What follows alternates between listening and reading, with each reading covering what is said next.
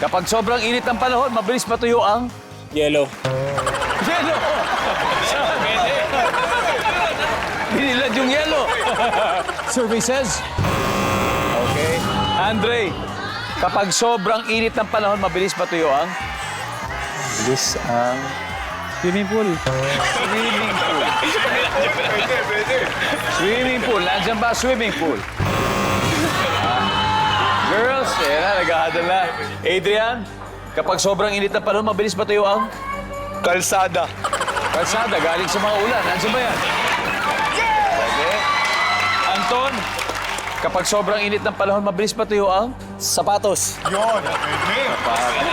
Nabililan. Nandiyan ba ang sapatos?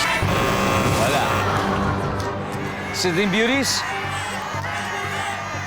ito yung chance ng palakihin yung lamang nyo, ha? If the weather is too hot, name something that dries up easily. Grizel. Palay. Palay. Jasmine.